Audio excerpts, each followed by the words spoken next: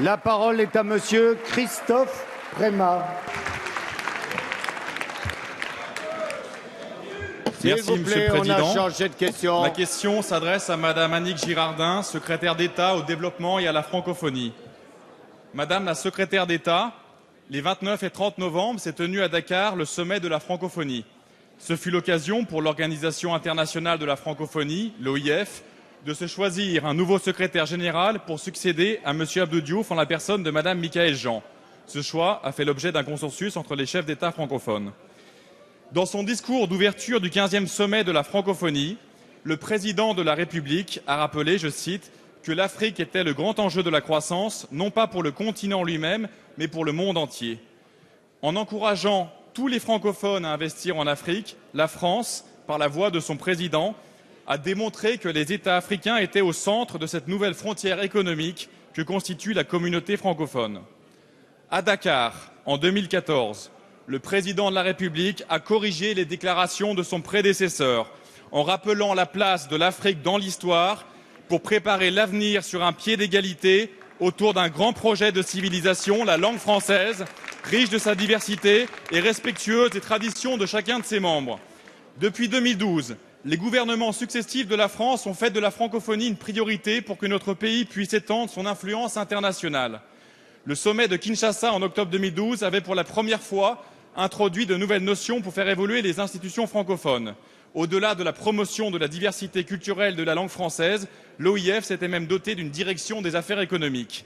La francophonie a ainsi acquis une nouvelle visibilité avec des marchés à conquérir dans le cadre d'un juste échange entre les peuples francophones. Elle est également une chance pour le numérique et la diffusion des contenus éducatifs et culturels. Madame la secrétaire d'État, après ce sommet, pourriez-vous nous dire comment la France entend accompagner cette idée de francophonie économique ? Quelles sont les idées fortes qui ont été énoncées lors de ce sommet? Merci. La parole est à Madame Annick Girardin, secrétaire d'État chargée du développement et de la francophonie. Monsieur le Président, Mesdames et Messieurs les députés, Monsieur le député Christophe Prémat, la dimension économique de la francophonie a bien été en effet le grand sujet du sommet de Dakar. Le français est la troisième langue des affaires dans le monde. Son potentiel d'ailleurs est largement aujourd'hui sous-utilisé. Le chef de l'État et les chefs de l'État ont adopté un document de stratégie économique pour renforcer l'écosystème francophone comme espace privilégié, humain et commerciaux. C'est maintenant à chaque pays francophone de se saisir de cette question économique et de se donner une ambition économique par des actions concrètes et innovantes. La France, pour notre part, a décidé comme objectif que la francophonie soit ressentie comme un atout pour se former, un atout pour entreprendre, un atout pour trouver un emploi.